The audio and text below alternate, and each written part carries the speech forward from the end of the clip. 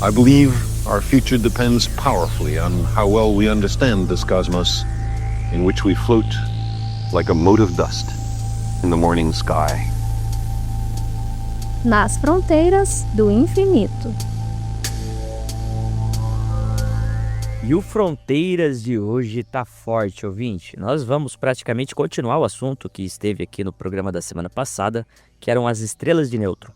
Pois é, Rodrigo. Na semana passada foi no Ecos do Universo e a coisa escalonou rapidinho pro Fronteiras. A gente vira e mexe fala aqui no programa que o universo é um laboratório de física que a gente jamais conseguiria construir aqui na Terra. E as estrelas de nêutrons são a prova máxima disso. Estamos falando de objetos que concentram uma massa maior que a do Sol num diâmetro de apenas uns 20 ou 30 quilômetros. É como espremer todo o Sol dentro da cidade de Osasco. Vamos recapitular um pouquinho uma das frases que a gente disse lá no Últimos Ecos, né? As estrelas de nêutrons, então, são objetos que nascem com uma explosão colossal. Ela é tão densa que distorce a nossa compreensão da matéria. Gira mais rápido que um liquidificador e tem campos magnéticos que varrem a galáxia. Funciona quase que como um relógio cósmico perfeito. Testa a relatividade geral no seu nascimento e pode ter uma pressão interna diferente em cada direção. Além de tudo isso, ainda serve de laboratório para matéria escura e, de quebra, é uma fábrica de elementos pesados essenciais para a vida.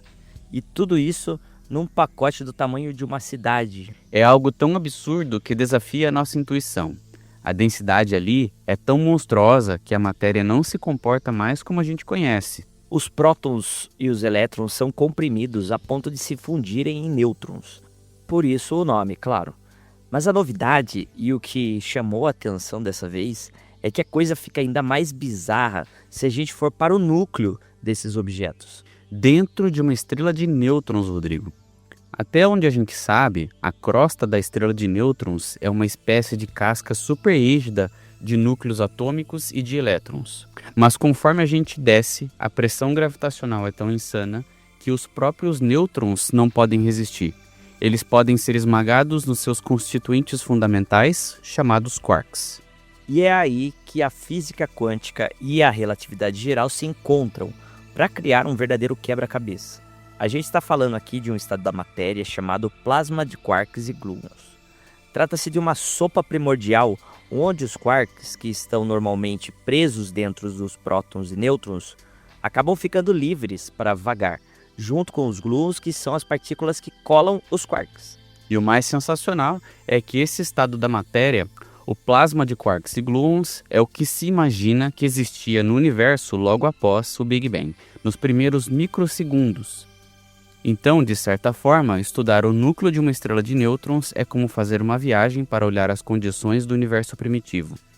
Fora dos grandes aceleradores de partículas, como o LHC, é o único lugar onde a gente poderia, entre aspas, ver esse estado da matéria.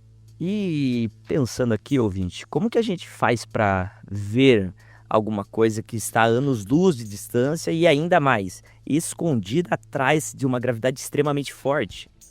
O texto que estamos nos referindo aqui e que está no blog do Clube Centauri traz uma esperança muito concreta. E ela vem das ondas gravitacionais. Mas espera aí, que não é qualquer onda gravitacional. É a assinatura deixada pelas forças de maré em sistemas binários de estrelas de nêutron. Bem colocado, Rodrigo. Imagina duas estrelas de nêutrons, cada uma com a massa do Sol no tamanho de uma cidade, orbitando em torno uma da outra, a velocidades próximas a 40% da velocidade da luz. Nessa dança cósmica, a gravidade de uma deforma a outra. É uma força de maré gravitacional muito violenta, e a forma como elas se deformam, o quanto elas se esticam e se comprimem, depende diretamente do que existe dentro delas. É a famosa equação do estado das estrelas de nêutrons. O problema é que quando esses dois objetos monstruosos estão rodopiando assim, eles estão emitindo ondas gravitacionais. E essas ondas carregam a informação de tudo o que está acontecendo. A deformação, a oscilação, ou seja, tudo fica codificado na frequência dessas ondas. A questão, e era aí que o bicho pegava, é que extrair essas informações da relatividade geral é incrivelmente complexo. A física newtoniana, a gravidade de Isaac Newton, já não dá conta, porque as ondas gravitacionais em si são um fenômeno puramente relativístico. Física moderna e contemporânea em absoluto. A pesquisa recente, liderada por um cara chamado Nicholas Yunis, da Universidade de Illinois, e pelo Abhishek Regadia, de Princeton, propõe uma nova forma de decifrar essas ondas. A ideia deles é analisar as oscilações que acontecem no centro de cada uma das estrelas por causa das marés da companheira. Essas oscilações são denominadas modos. É como o som de um sino. Cada sino tem um timbre, uma frequência de vibração própria, que depende da sua composição e estrutura. A mesma coisa acontece com as estrelas de nêutrons. A força de maré faz o interior delas tocar como um sino, e esse som está impresso nas ondas gravitacionais. E o pulo do gato aqui, a sacada genial da equipe, foi conseguir isolar esses modos. Antes, os cientistas tinham dificuldade porque as marés são dinâmicas, mudam o tempo todo, e os efeitos das duas estrelas se sobrepõem. E também porque a perda de energia na forma de ondas gravitacionais complicava a matemática. O que Yunis e Regadi fizeram foi dividir o problema. Eles consideravam cada estrela individualmente, tratando a companheira apenas como uma fonte externa de marés. Depois, dividiram a estrela em regiões com diferentes intensidades gravitacionais e combinaram as soluções. E, crucialmente, eles descobriram que a perda de energia por ondas gravitacionais, de certa forma, se cancelava na matemática, permitindo que eles derivassem um conjunto completo de todos os modos de oscilações possíveis. É um avanço teórico e tanto. Eles basicamente conseguiram provar que é possível fazer, na relatividade geral, algo que antes era possível somente na gravidade newtoniana, ou seja, descrever todos os modos de vibração de um objeto. Isso significa que, quando a gente detectar ondas gravitacionais de uma fusão de estrela de nêutrons, a gente pode, em tese, decompor o sinal e ouvir, entre aspas novamente, o som individual de cada modo. Comparando esses sons com modelos teóricos do que esperar de um núcleo de nêutrons puro versus um núcleo de plasma de quarks e gluons, a gente consegue finalmente descobrir o que realmente existe lá dentro. E essa é a chave para responder a pergunta que alguns cientistas têm feito. Será que existe realmente um núcleo de quarks nessa estrela? Ocorrem transições de fase no interior delas, mudanças abruptas na estrutura da matéria, algo que a gente nunca observou diretamente? O trabalho que eles publicaram lá na Physical Review Letters, no dia 18 de fevereiro, dá para mostrar essas perguntas, se elas podem ou não ser respondidas. É claro que isso ainda está no campo das hipóteses, certo, Rodrigo? A gente precisa deixar isso bem claro para o ouvinte que os detectores atuais, como o LIGO e o Virgo, ainda não têm a sensibilidade necessária para captar essas assinaturas tão sutis, principalmente nas frequências mais altas, onde esses modos devem aparecer. Mas a expectativa é que a próxima geração de detectores, como o telescópio Einstein, que está localizado na Europa, ou o Cosmic Explorer nos Estados Unidos, possa fazer essa proeza. Então, estamos num momento muito parecido com o que antecedeu a primeira detecção de ondas gravitacionais em 2015. A teoria estava à frente, apontando o caminho, e a tecnologia estava atrás, correndo para construir os ouvidos suficientemente sensíveis para escutar o universo. Agora, a gente está aprendendo a, entre aspas, escutar não só o evento em si, a colisão, mas também o timbre dos instrumentos cósmicos que estão colidindo. E o que está em jogo aqui não é pouca coisa não. Confirmar a existência de um núcleo de quarks dentro de uma estrela de nêutrons não é só um detalhe sobre um tipo específico de estrela. É a descoberta de uma fase completamente nova da matéria, que a gente só consegue reproduzir em laboratório por frações de segundo em colisões de partículas. E ao mesmo tempo, a gente estaria estudando em tempo real as condições que deram origem a tudo o que existe. É fascinante pensar nisso. A gente olha para o céu e vê esses pontos brilhantes, mas a física que acontece nos lugares mais escuros e compactos, onde a luz não consegue escapar, é talvez a mais reveladora de todas. Esses objetos são verdadeiros laboratórios da fronteira.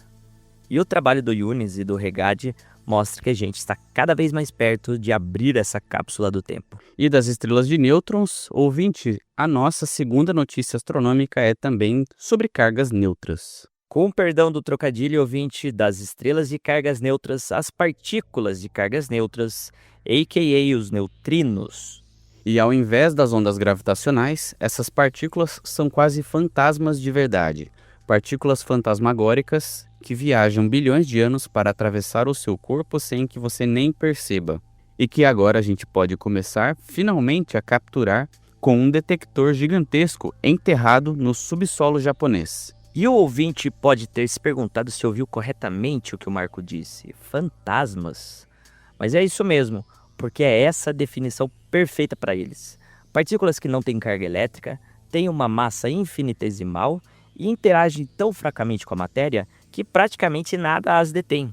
Elas atravessam planetas inteiros como se fossem feitos de espaço vazio.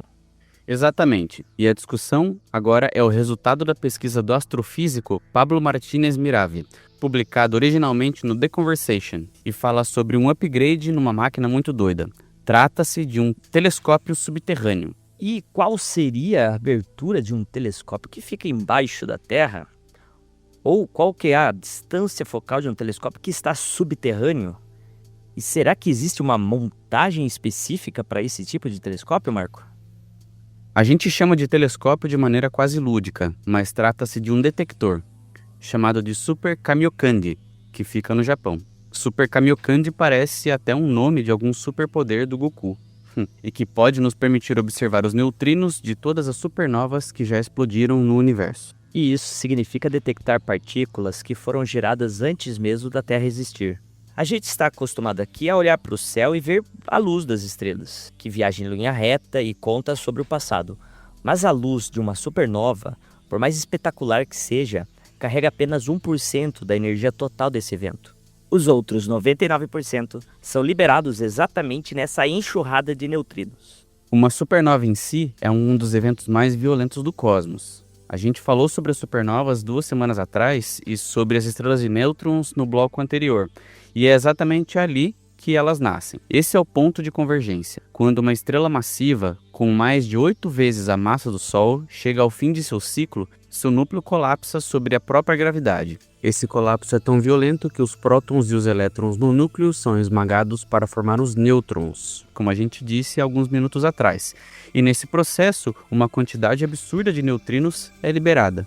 E é essa cachoeira radial de neutrinos, na verdade, que impulsiona a onda de choque, que faz a estrela explodir para fora. Sem os neutrinos, o núcleo simplesmente colapsaria e formaria um buraco negro sem o espetáculo da luz. E o fascinante é que enquanto a luz da explosão pode ficar obscurecida por poeira e gás ou ser bloqueada, os neutrinos saem direto. Eles escapam do núcleo denso em segundos e viajam pelo universo praticamente imperturbáveis. E é aí que entra o tal do poder Super Kamiokande. Ou o Super K, como é conhecido, que é um tanque gigantesco com 50 mil toneladas de água pura enterrado a 1 quilômetro de profundidade numa mina no Japão. Esse enterramento é fundamental para blindar o detector de outras partículas, como os muons dos raios cósmicos, que choveriam na superfície e atrapalhariam a detecção. Dentro do tanque, as paredes são cobertas por tubos fotomultiplicadores, que são os sensores ultrassensíveis capazes de captar um lampejo minúsculo de luz. Esse lampejo acontece quando o neutrino, muito raramente, interage com um átomo de oxigênio ou hidrogênio da água. Essa interação gera uma partícula mais rápida que a velocidade da luz na água, e isso produz um cone de luz azulada, chamada de radiação Cherenkov. É o equivalente sônico de uma barreira do som, mas com a luz. Cada neutrino deixa um padrão diferente de luz, que os cientistas usam para deduzir sua energia e direção. Eu pude visualizar o efeito Cherenkov nos meus anos de UFSCar Sorocaba, quando estive com os meus colegas de turma e a professora doutora Adriana Delgado em visita técnica no IPEM, o Instituto de Pesquisas Energéticas e Nucleares em São Paulo, no ano de 2017. É incrível o efeito azulado que as partículas deixam na água. E eu me lembro bem dessa visita, Marco, foi incrível. E atualmente o Super K está passando por uma atualização, adicionando um novo ingrediente, o gadolínio. E aqui o nome parece até um personagem do Looney Tunes. mas na verdade é um elemento químico que tem uma propriedade fantástica. Ele é extremamente eficiente em capturar nêutrons. E por que isso importa, pessoal? Porque quando o neutrino interage com a água, além da luz Cherenkov, ele também pode liberar nêutrons. O gadolínio captura esses nêutrons e emite um segundo lampejo de luz característico. É como se o detector ganhasse a capacidade de ouvir, entre aspas, um eco atrás do som principal. E esse segundo sinal permite distinguir, então, com muito mais clareza, os neutrinos de supernovas de outros tipos de neutrinos, como os quais são produzidos no Sol ou em reatores nucleares aqui na Terra. A sensibilidade do detector para esses eventos aumenta drasticamente. Com o gadolínio, o Super-K vai poder detectar não só uma supernova próxima, mas o fundo difuso de neutrinos de todas as supernovas que já ocorreram no universo. Exato. E esse é o conceito mais alucinante, Rodrigo. O fundo difuso de neutrinos de uma supernova. A cada segundo, em um lugar do universo, uma estrela massiva explode. São bilhões de explosões ao longo da história cósmica. Os neutrinos de todas elas estão viajando pelo espaço, e muitas estão atravessando a Terra agora mesmo. O que o Super-K vai tentar fazer é capturar um pequeníssimo punhado desses neutrinos para criar uma espécie de imagem coletiva de todas as mortes estelares. É como ouvir o murmúrio de uma multidão colossal em vez de uma única voz. E desse murmúrio, a gente pode extrair informações preciosas. Por exemplo, qual é a taxa de supernovas no universo ao longo do tempo? Quantas estrelas massivas realmente formam buracos negros e quantas formam estrelas de nêutrons? A distribuição de energia desses neutrinos carrega a assinatura de processos físicos no interior do colapso. O artigo menciona que a última supernova visível a olho nu da nossa galáxia foi no século XVII, no ano de 1604, a de Kepler. E a última que a gente detectou neutrinos foi a SN 1987A, na Grande Nuvem de Magalhães, uma galáxia satélite da Via Láctea. Foram apenas 19 neutrinos detectados em 3 experimentos diferentes no mundo inteiro, mas eles confirmaram o modelo do colapso do núcleo e renderam um prêmio Nobel. Agora imagine o que a gente vai aprender com um fluxo constante dessas partículas vindas de todas as direções e de todas as épocas. E o autor do texto, Pablo Martínez Miravé, diz que isso provavelmente seria uma das conquistas científicas mais empolgantes da vida dele. Estamos falando de observar partículas que são, de fato, relíquias de antes da formação da Terra, do Sol e de praticamente tudo que conhecemos. São mensageiros do passado tão distantes que nossa estrela ainda nem tinha nascido. E a previsão é que essa nova fase do Super-K com o gadolínio comece a operar ainda em 2026. E pode ser que neste ano a gente tenha a primeira detecção clara desse fundo difuso de neutrinos. Seria a abertura de uma nova janela observacional, assim como foram as ondas gravitacionais em 2015. A astronomia de neutrinos, que antes era esporádica e dependente de eventos raros da nossa vizinhança, se tornaria uma ferramenta de rotina para estudar a evolução do cosmos. É a astronomia multifacetada em ação, Marco. A gente usa a luz, as ondas gravitacionais e agora os neutrinos para contar a história completa. Cada um conta uma parte diferente. A luz mostra a explosão, as ondas gravitacionais nos mostram a dança final dos objetos compactos e os neutrinos nos mostram o coração desse colapso, a alma da estrela sendo liberada. É a física em seu estado mais puro, tentando arrancar segredos de entidades que preferem não ser vistas. E tudo isso com um detector gigante, enterrado no escuro, esperando pacientemente por um lampejo de luz azulada causado por um fantasma que viajou por quase toda a idade do universo para chegar até nós. Isso é fantástico, Marco. E pensar que bilhões desses fantasmas estão te atravessando agora enquanto a gente conversa. Alguns deles podem ter começado sua jornada há 10 bilhões de anos, quando o universo ainda era jovem e as primeiras estrelas massivas começaram a morrer. É uma conexão profunda com o passado mais remoto. Exatamente, Rodrigo. E essa busca nos lembra que, por mais que a gente olhe para cima, às vezes as respostas mais profundas vêm de partículas que chegam de todos os lugares, inclusive de baixo, vinda do outro lado do planeta, depois de atravessá-lo sem encontrar qualquer resistência. Hoje nós demos juntos uma volta e tanto pelo universo, hein, ouvinte?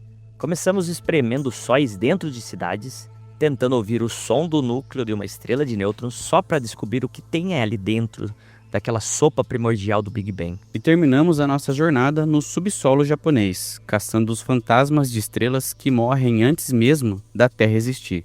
capturando neutrinos que viajam bilhões de anos para contar a história de todas as explosões do cosmos. E no fim das contas, tanto as ondas gravitacionais quanto os neutrinos mostram que, para entender o universo, a gente precisa aprender a ouvir além da luz. São mensageiros silenciosos que carregam os segredos mais bem guardados da física. Seja decifrando a equação de estado da matéria mais densa do universo ou detectando o eco fantasmagórico das primeiras estrelas, a mensagem é praticamente a mesma, de que o cosmos ainda nos guarda muitos mistérios e a ciência é a nossa melhor ferramenta para desvendá-los. Você acabou de ouvir o CentauriCast Entre as Estrelas.